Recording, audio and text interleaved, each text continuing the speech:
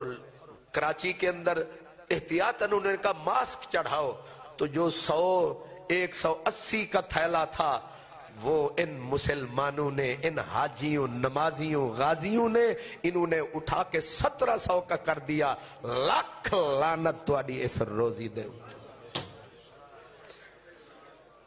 ایسے تو جنگل کے جانور نہیں کرتے، پھر کہتے ہیں خدا کا عذاب آ رہا ہے۔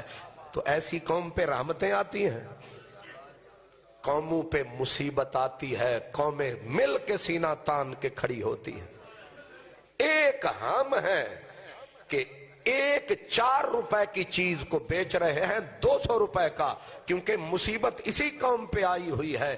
ایک وہ قوم ہے کہ جو لے کے ڈبے رستے پہ کھڑی ہوئی ہے، جس کو تکلیف ہو یہ رکھ لو، یہ پاکستانی ہے۔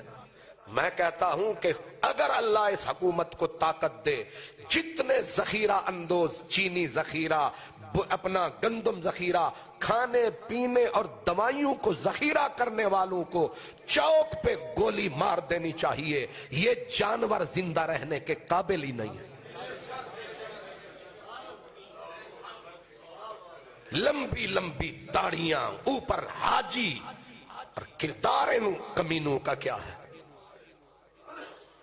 جس چیز، یاد رکھو، جس چیز کی شدید ضرورت پڑ جائے، جس سے انسان کی زندگی وابستہ ہو، اس کو اس موسم میں اس لیے چھپا لینا تاکہ مہنگی ہوگی بیچوں گا۔ ایسوں کے اوپر رسول اللہ نے فرمایا یہ پکا جہنمی ہے، چاہے کعبے میں مرے، چاہے گنبد خضرا کے سامنے مرے۔